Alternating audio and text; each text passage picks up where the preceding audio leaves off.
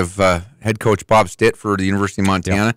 But I guess first things first, Tabes, you were there in person. The kind of felt like a carbon copy of last year against the Bobcats. They got us again.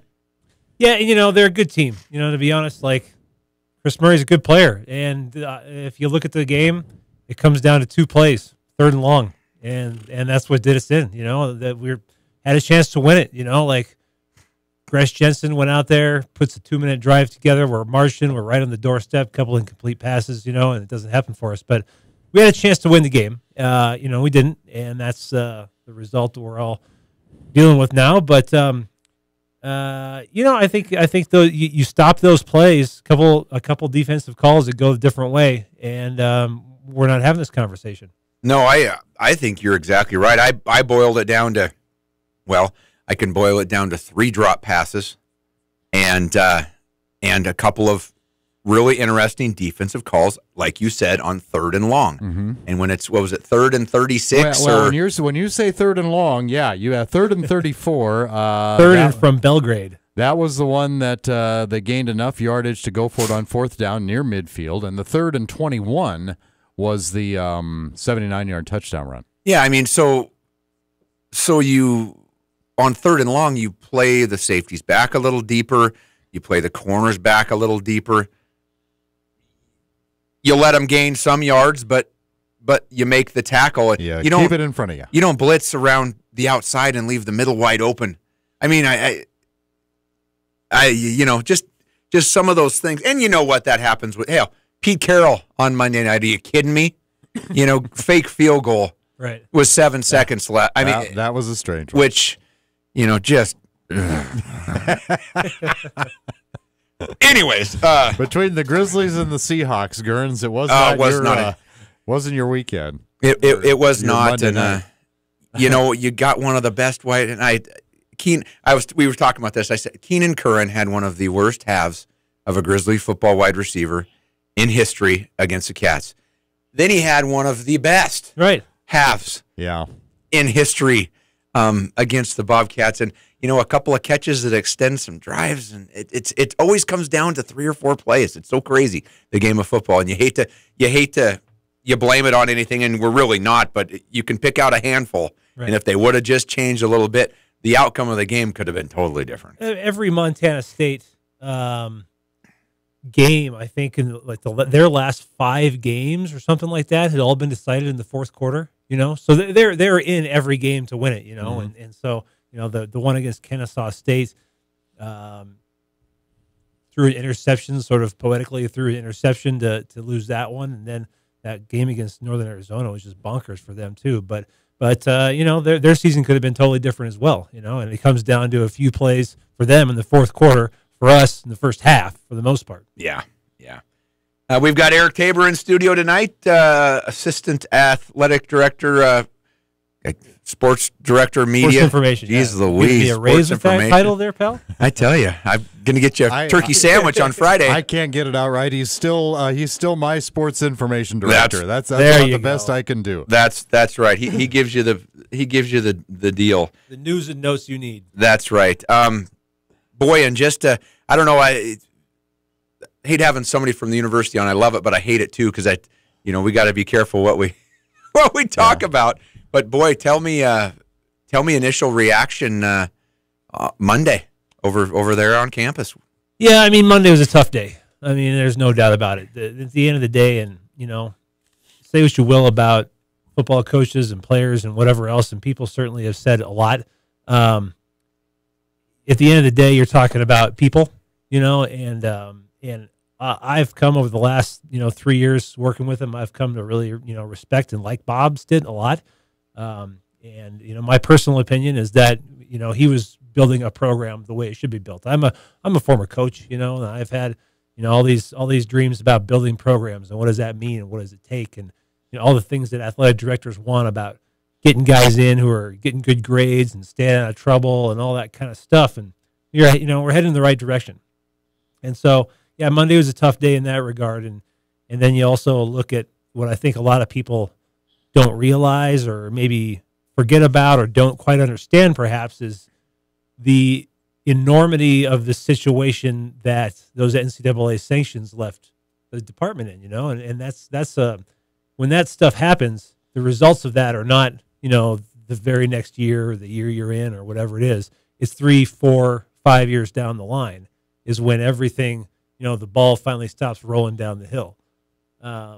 So I think those two things make it, for a lot of people a tough pill to swallow. But at the same time, it's the world we live in, and a lot, we work in the athletic department. No one knows it more than everybody in our office, saying, "Hey, this is the world of coaching. If things aren't going your way, then you got to be prepared to move on." Well, from what I understand, that's exactly the attitude that Bob Stitt and his staff is taking too. I've heard that it, unlike previous coaching staffs, that they're very I don't want to say handling it well. I mean, like you said, this is coaching. This is the profession. This is. I think, like I said, I've got nothing but respect for Bob Stitt and his staff too, and I think it's for that exact reason. He's a professional, and he gets it. He understands.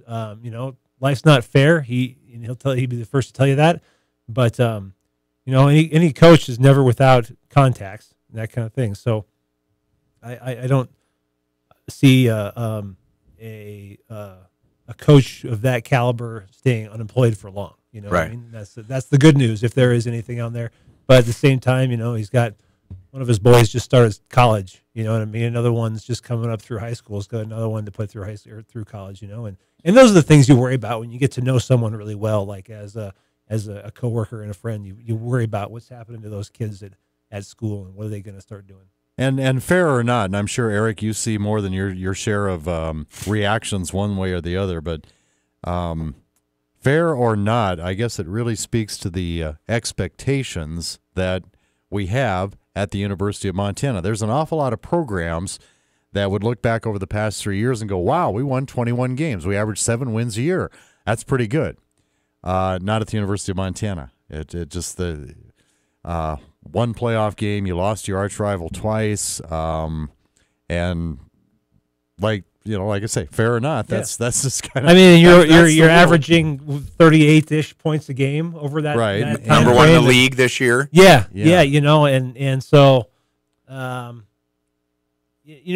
worry is that people have blinders or tunnel vision on. You know what I mean? And they see the scoreboard, and that's all that matters when they don't see a lot of the things that went on behind the scenes, building a culture that you've seen in the last couple of days with these kids coming out and making statements and stuff that that whole coaching staff meant the world to them. A culture that was kind of in shambles.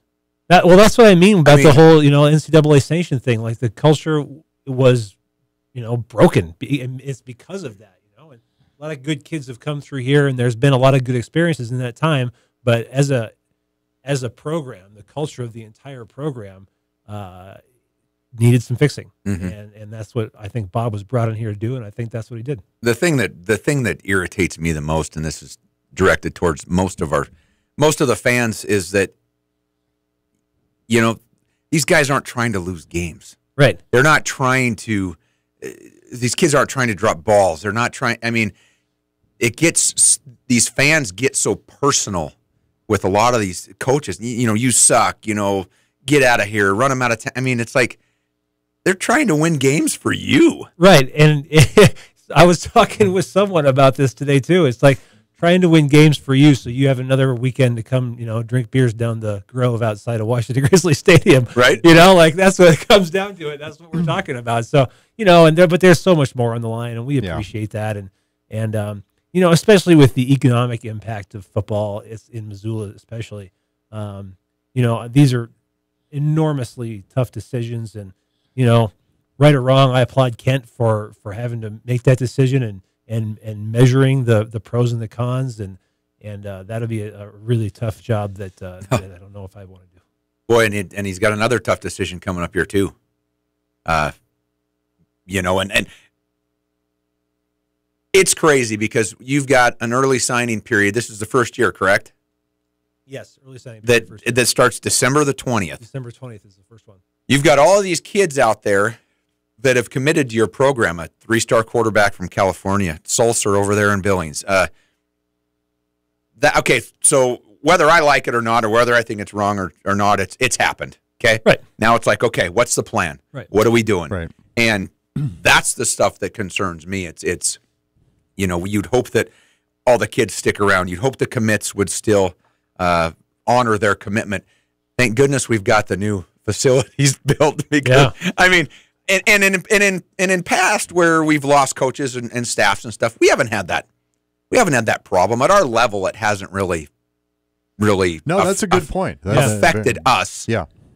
Too much, and because, granted, do people come for the head coach? Yeah, they do, but I think in Montana's in Montana's deal, they come a lot for the program and for the history and for the facilities. It's not just a coach thing. It's a number of different things. And I think a lot of it depends. And first, let me say, I believe, and I say it would be the smart move for Ken Haslam to move as expeditiously as possible. Like there's no reason to drag your feet on this decision. Yeah. We it's in everybody's interest, the players, the fans, the rest of the coaches, everybody's best interest to wrap this search up as fast as possible. Oh yeah, I don't think you have any kind of option. And you and I were kind of talking about this, Gerns, on the final post game show on Saturday a little bit, not in these direct terms, but I know that there's that sort of that 3-year benchmark. After your third year, you've had an opportunity. These are your recruits, and look at all the tools we put in your toolkit now with the Champion Center and this and that and the other thing. And I guess I could understand, given what happened. You lost your arch rival. You didn't go to the playoffs. I guess I could understand you're not going to get a 3-year deal because of that. 1 year, we'll do kind of I don't want to call it a probationary contract, but you say, okay, you're under the microscope a little bit. But I got to admit, I was very, very surprised it happened, right or wrong. As would I. And I guess the thing that I think having somebody that's been attached to the program before is important, and that could be numerous people out there. I'm not talking about anybody in specific, but you have got a very solid core of University of Montana former athletes that are coaching here now that are very good young coaches. And now, not that Big C's young anymore, but you've got Chad Germer, who's one of the best offensive line coaches around. You've got Justin Green, who's one of the best recruiting guys around. You've got Shan Schillinger, who played in the NFL. You've got all three of them did, by the way. Andrew Sell, who everybody says is just young and upcoming, quarterback guru. And who am I missing? Mike Farrader. Mike Farrader. Yeah. So you get a guy with Montana contacts or history with the program, and you can keep you have to keep some continuity. You have to keep some of these coaches that these players are, for lack of a better word, attached to. Yeah. Oh, yeah. I mean, that's important, and you usually see that in a lot of staff. It happened with Bob Stitt's staff. Right. Yeah. He had the chance to keep who he wanted, and the new coach, whoever that is, will have to come in and have the chance to, say we're going to go this direction at this position, we're going to go a different direction in this position, whatever you want to do. And that's the choices the coaches have to make. But the nice thing is that our cupboards are not bare in the coaching department. No, not at all. And it's funny, and I'll just throw a couple names out there. You got Bobby Houck, you got Timmy Houck, you've got Mike Bresky, you've got Tim Rosenbaugh, you've got Brent Peast, you've got Marty Morningweg. I'd throw Jim McElwain out there, but he's gonna get millions. He's gonna make too much money somewhere.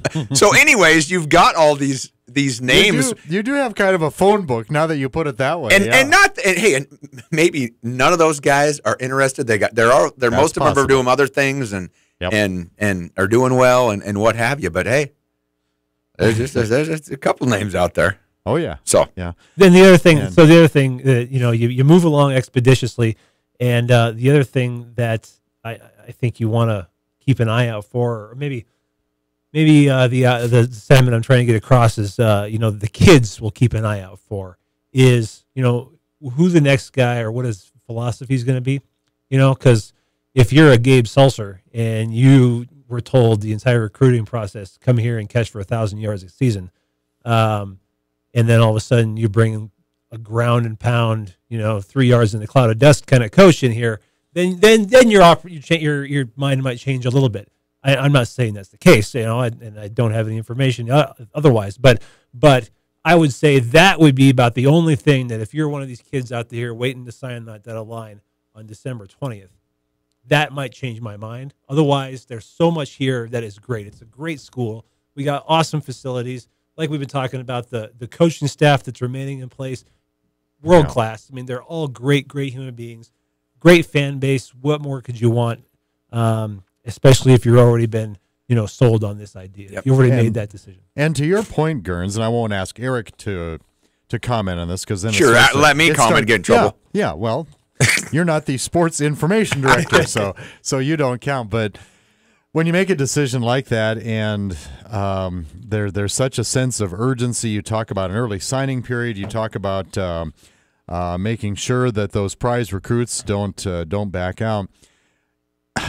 And again, getting back to fickle fans, I would be really surprised if it wasn't if the next head coach of the University of Montana doesn't have that familiarity with the program that you're talking about. I mean, it would stun me if there wasn't somebody with that relationship, with that background. Well, that and history. I think you're right, and I think it was tough for Bob being an outsider coming in here and being accepted in Grizz Shouldn't Nation. have been, but I mean, it was like as soon as something went wrong, it was like, well, he's not like this guy, or he's not like that guy, or he's not like that. I mean, he kind of it was a little tough for him, I think. But and speaking of great point, Eric, the offense you're going to run, which I think if you're a good coach and you're a good coordinator, that you use what you have, and maybe you can, like I would love it if we had a real tight end.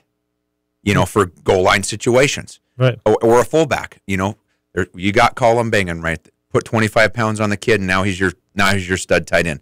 I can see it going the other way with the kids that have already committed. That maybe if you bring a guy in that does ground and pound it, maybe they change their offers to other guys that fit more into what they're trying to do down the road. And Bob had to do the same thing. Yeah, totally. He really did. He had to take a square peg and try and force it through a round hole for an entire season. Yep. And 2 seasons almost before he started getting his guys in place to operate his offense. And once he started getting that happening, look, you got a freshman coming in and operating that offense really, really well. To like the level of some of the best in the Big Sky. So if that's the case, then that speaks volumes about everybody else around him who's working the same direction. You've got the skill guys, you've got the quarterback, and you've got an inexperienced offensive line coming back, but very young and very has a lot of potential. A lot of talent, a lot of size in that offensive line. It's going to be young. And really, if you look at next year's team, that's your only question mark you're looking at right now. Yep. And I wouldn't even give them a question mark. I'd just say they're going to be young. You know? Yeah. And they're going to be 3-year starters. Right. For the most part. Right. Hey, let's take you want trivia, Denny, or you want to take a break? Trivia, let's go. We'll take trivia going into the break, brought to you by Fuddruckers and Happy Days Car Wash. 721-1290 if you know tonight's answer. Happy Thanksgiving to everybody, by the way.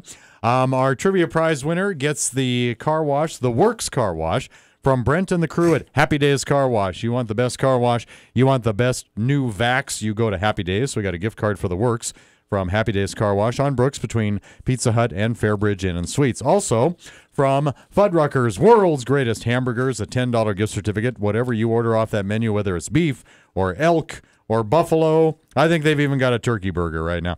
You get to top it yourself. And by the way, I did want to mention, too, this is something they do every year. Fuddruckers teams up with the Goodfellows, and they put on a free Thanksgiving feast. So not serving up burgers, they're serving up a traditional turkey dinner. Free Thanksgiving feast for anybody who needs that or would like that. That's from 10 to 2 tomorrow at Fuddruckers on North Reserve. Nice of them to do that. So 721-1290 if you know the answer to our trivia. I'm thinking we'll eventually get around to basketball here, even though there's a lot of football to talk about.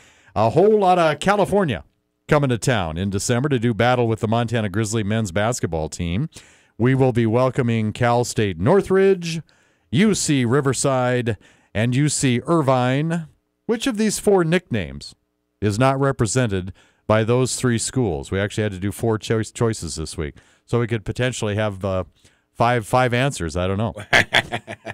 Which of these 4 nicknames is not represented by those 3 schools? Say them again: Cal State, Northridge, UC Riverside, and UC Irvine. Is it A, Anteaters, B, Highlanders, C, Matadors, or D, Surfsiders? Which of these 4 nicknames is not represented by those 3 California schools coming to Missoula? A, Anteaters, B, Highlanders, C, Matadors, or D, Surfsiders? 721-1290. I need a winner, Gurns. All right. Call us. We'll make your evening. Yeah. We'll start off your Turkey Day weekend on a positive note. Well, I think so. Call us right now. Sports Talk tonight. Gurns and Bedard. 721-1290.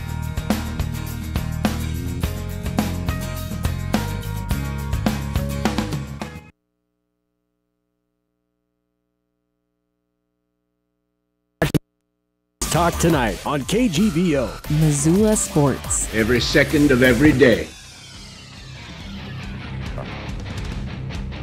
We're back. Sports Talk tonight, brought to you in part by the Orange Street Food Farm, a locally owned and operated grocery store featuring the freshest fruits and vegetables, fresh meats, and a great beer and wine selection.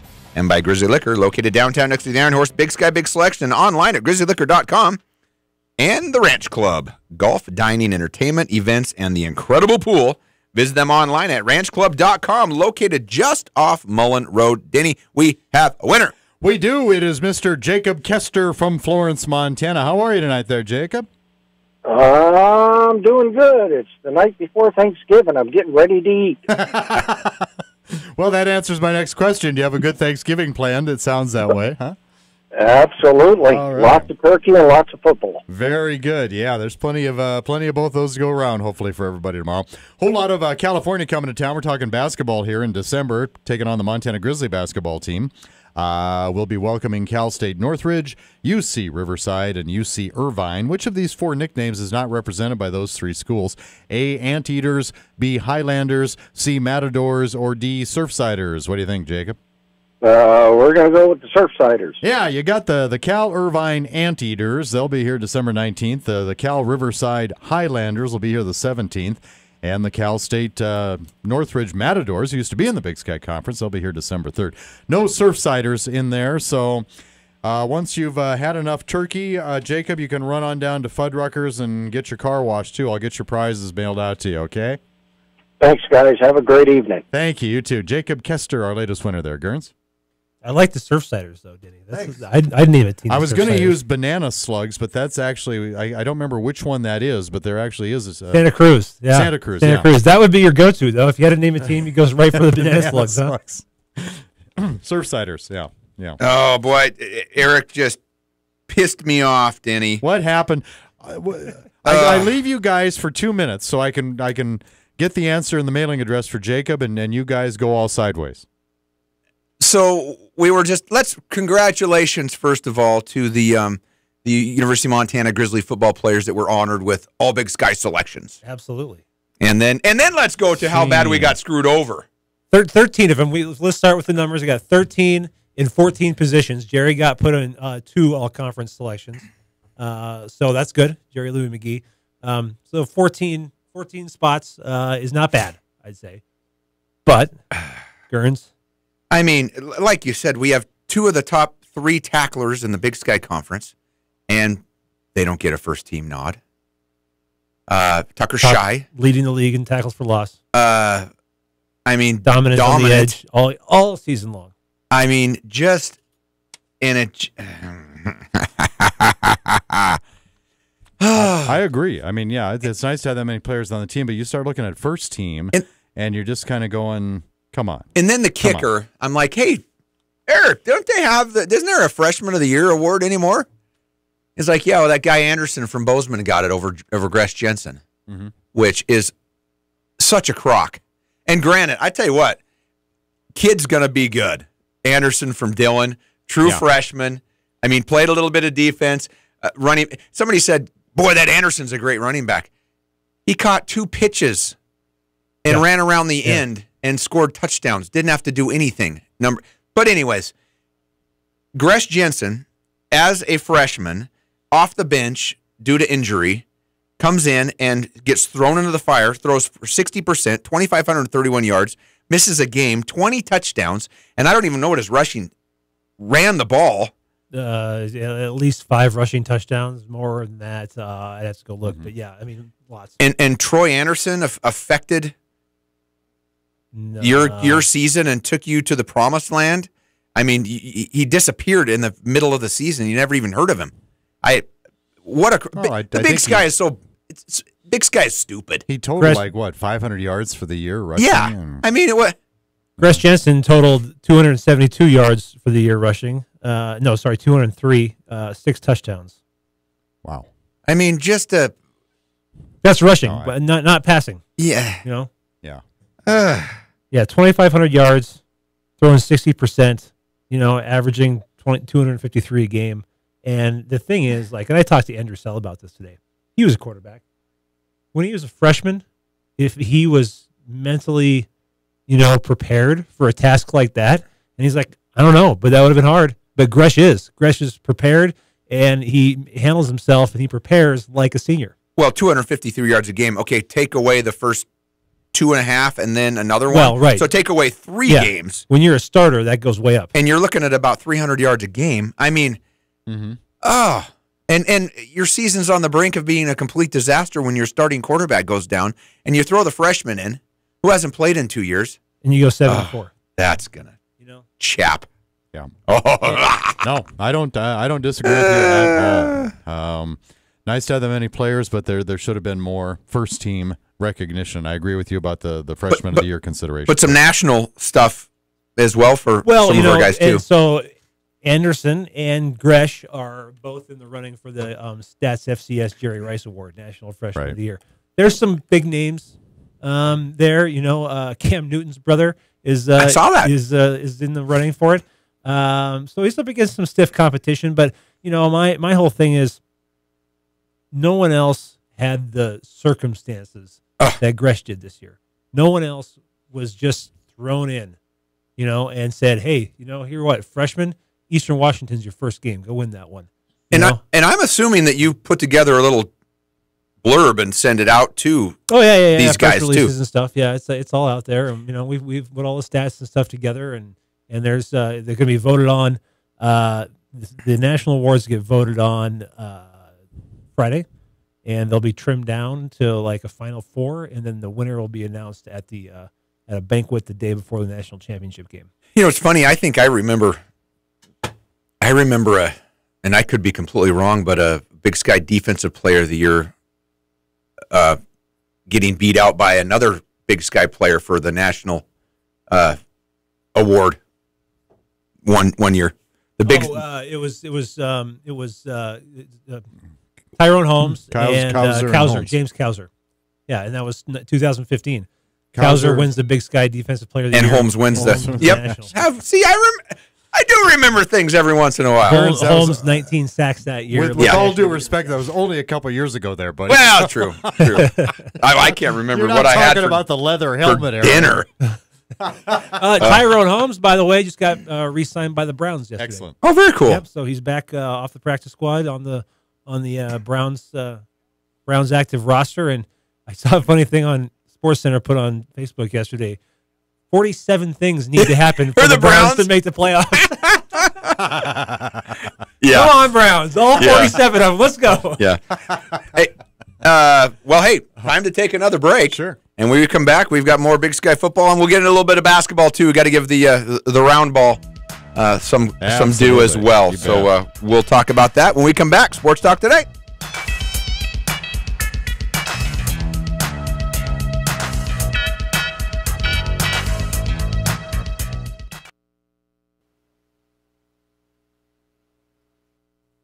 Sports Talk Tonight, live from the KGVO studio. Missoula Sports.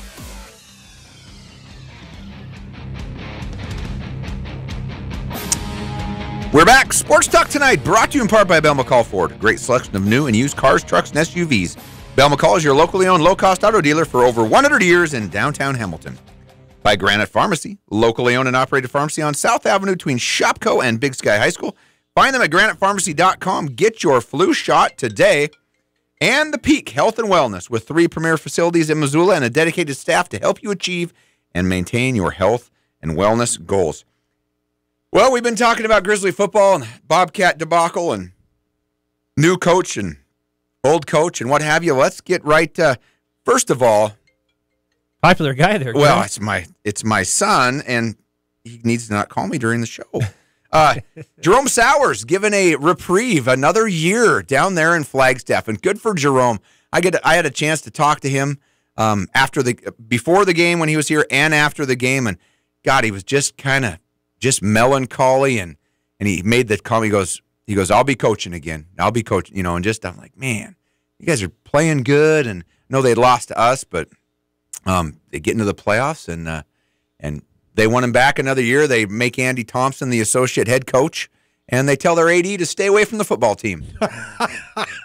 Because the How AD, about that? the AD is leaving, right? Just leaving that school behind. Yeah, she is going to University of Texas San Antonio on January the 1st, and she kind of the word on the street is she kind of botched that whole thing, and you're leaving anyways. So, wow, see ya. Bringing Jerome back for one more, and good for him. And what do you know about the particulars about that? It was after the second game of the year, right? Northern Arizona started the season 0-2, I want to say.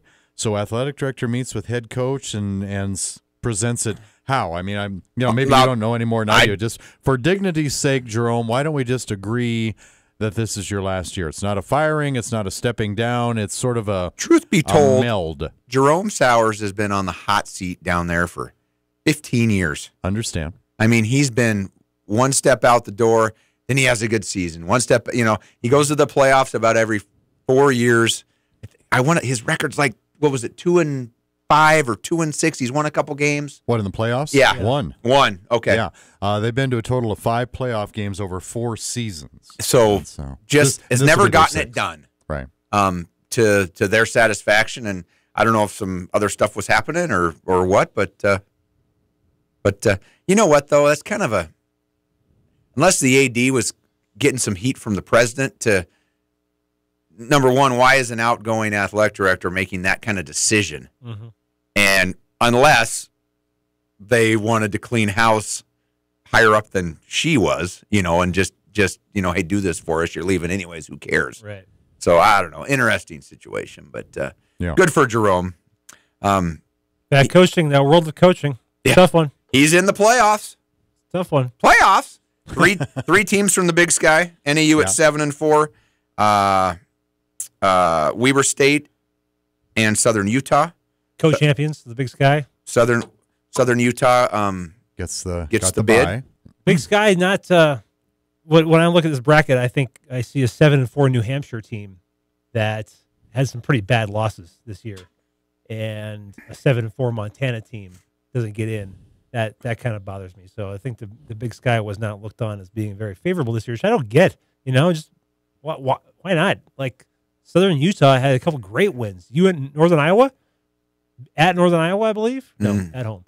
But still, like there's good wins for the Big Sky this year, and only 3 teams for the Big Sky get in. That seems silly to me. Well, and you've got NAU at 7-4 and Montana at 7-4, and Montana beats NAU. Right. What doesn't make a lot of sense. It wasn't particularly lopsided, though, this year, was it? I mean, just because you're a member of the Missouri Valley Conference, that didn't automatically mean you get to go to the playoffs this year. Am I right? Or is it top? No, and there's Colonial Athletic Association, I assume. There's well represented, but I don't know. I guess when I glanced at it, nothing really jumped out at me as there's a lot of teams that were on the bubble. Eastern Washington was on the bubble, too. Sure. They could have gotten in real easy.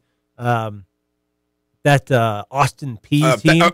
Don't steal my thunder. Okay, well, all right, get out. Austin P had lost 29 games in a row until the 3rd game of the season. Yeah, and then they rattle off a streak. They finish at 8-4. Yeah, they're 4 losses, 3 to FBS schools. Wow. University of Central Florida, who is number 15 in the nation and undefeated, Cincinnati and Miami of Ohio. And they lost to the number 3 seeded team in FCS, Jacksonville State. The complaints were that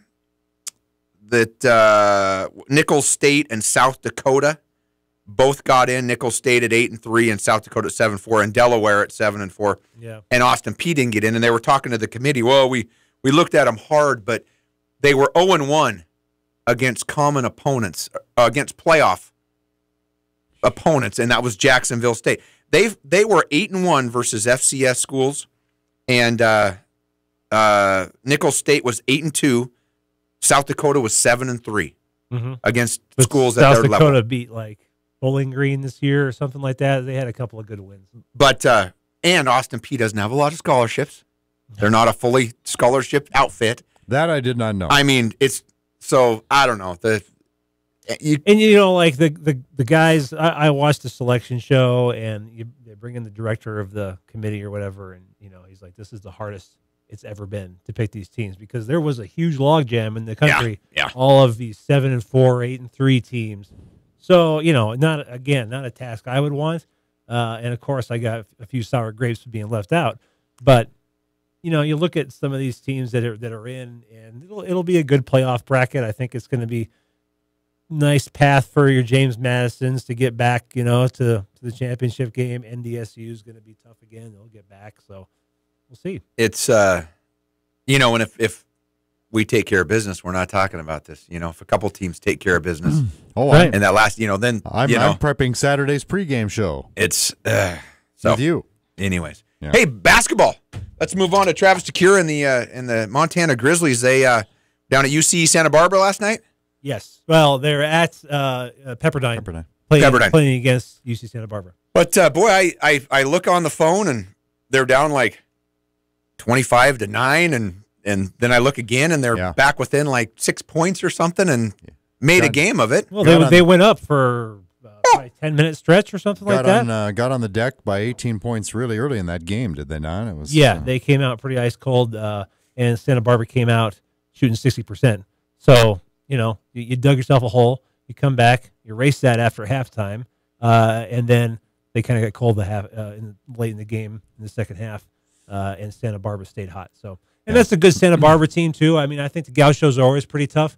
So I don't think that's a bad loss, but the Grizz are coming back to Missoula now at 3-2, and then you got Carroll next, so that puts you, likely at 4-2, right? Then you head to Stanford at 4-2, and Eastern beat Stanford. Why can't we beat Stanford? Mm-hmm. Sure, let's do this.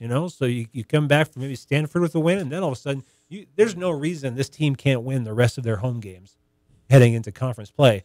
And then you come into conference play, you'll probably drop one home game, but you can win all those. It's not a tough conference. Starting with North Dakota and Northern Colorado at home. North Dakota is going to be good again this year. So that's a tough one to start with. Southern Utah, NAU. NAU lost to a NAIA school in Flagstaff the other day. And, they just, to me, that team's had some problems. Portland State, Sac State coming to town. We only have Weber at home. We don't face them on the road. So really, Weber at home is a big bonus for us. With having and that's right at the end of the year, I believe. Yeah, so at the end of the year, 3 straight home games: Montana State, Weber State, and Idaho State. Before we go to Reno. So you go to practice, you talk to the coaches, you interview the players, you watch the practice and the games, and what do you like? What's jumping out at you as a step you're pretty happy with so far about Grizzly basketball, Eric? Well, I mean, the shooting touch is very much improved this year. I think Ahmad Rory's leadership and ball handling ability is amazing, like it has been, but he's kind of finding a rhythm now and more of a purpose on the court.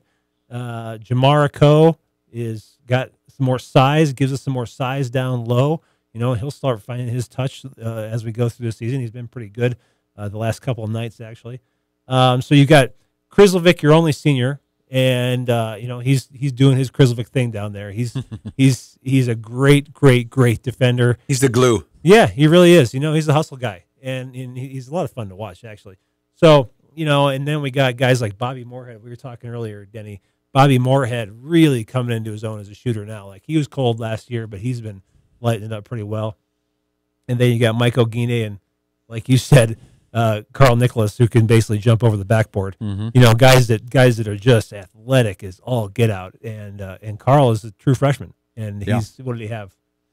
10 last night? 8, I think. So he's just kind of scratching underneath the surface of double doubles. I mean, he'll have an 8 and 6 or something like that. But I think as he gets maybe a few more minutes and a little more confidence, and I think he's already when he first came in, he was a foul waiting to be called. He was one of those kids. I don't know if it was footwork or just, but it seems like he's already kind of improved on that a little bit. Yeah, so. no, he had. I wonder how many minutes he had in the last outing, but he'll be fine. And so this is gonna be a fun team to watch. Yeah, and our home schedule is set up for success.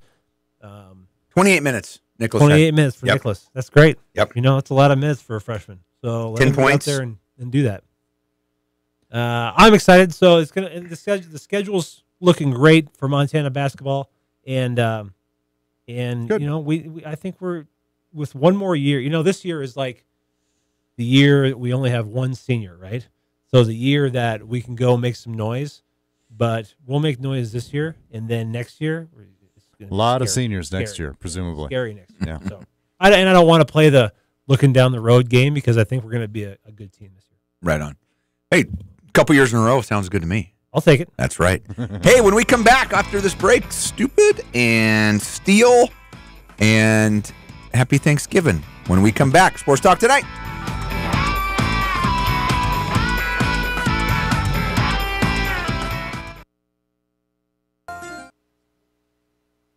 Now back to Missoula's Sports Talk Tonight on KGVO. Missoula Sports. Every second of every day. We're back. Sports Talk Tonight, brought to you in part by Jerry Wessel's Tire Center. A locally owned Les Schwab Tire Center provides the best tire value promise. Visit them online at jerrywesselstirecenter.com. By CHS Mountain West Co-op, Western Montana source for Cynics fuel, feed, fertilizer, clothing, and tack for over 75 years. And as always, our guest, Mr. Eric Tabor, is brought to you by First Montana Bank. Your home for free Centennial checking plus unlimited cash back every time you use your debit card. Online at firstmontanabank.com. Ladies and gentlemen, it's time for Scott Guernsey's Steel of the Week. And that brought to you, of course, by True North Steel, Western Montana's industry leader in quality, manufactured, and fabricated steel products. Guerns, your Steel of the Week. Danny, don't call me a homer because I'm going to bash my Seahawks. I don't know. Bash my Seahawks. You've spanked them before. And Steal of the week. I mean, basically, Pete Carroll allowed the Atlanta Falcons to steal this game. Down 11 with 7 seconds to go. They line up for what is supposed to be a 35-yard field goal at the end of the second quarter, right? They do a shovel pass to the slow Luke Wilson. No timeouts. And he gets tackled in the backfield, end of the half. And after the game, Pete's like, well, Luke knew where he was on the field, and he was going to get to the sideline and get out of bounds and blah, blah, blah. 7 seconds. Okay, not going to happen. Dumb play. And then in the second half, so they were down 11. It would have put them down 8. In the second half, there's an incomplete pass that wasn't even close to a catch that he challenges and burns his second time out, which the Seahawks desperately needed to get that closer for the game-tying field goal. So they could have been kicking for the win. They could have gotten it closer. And Pete Carroll, who, I love you, man. I think your age is showing. You were the oldest coach in the NFL. You thought you were too cute for the Super Bowl when you passed on the 1-yard line. You were too cute last night. You were too cute when you were at USC against the University of Texas. Might be time to promote Mr. Richard, your defensive coordinator. Anyways, that's my Steal of the Week. Yow! And that brought to you by True North Steel, Western Montana's industry leader in quality manufactured and fabricated steel products. Stupid athlete There we go. Parent of the week. This has been building up inside. LeVar Ball. Oh, man. LeVar Ball. You are so stupid. Can you do this every week with LeVar Oh, Ball? you could. I mean, you come could. on, really? It's like it's the new Johnny Manziel. Yeah, yeah. Is what it is. I mean, his kid plays for UCLA, goes over to China. Him and 2 other players get busted for shoplifting. President Trump, whatever he did, he had to have helped out in some way because he made a call. When that stuff happens in a country like China, you might not leave there for a year. I mean, with your fingers. Literally. So he makes a call. He gets them released, and LeVar Ball can't even say thank you for helping my sons. But instead, he says, well, if he would have taken his Air Force One over there and picked him up with it, then I would have said thank you. And what did he do anyways? And what is shoplifting? You acted, just totally deflecting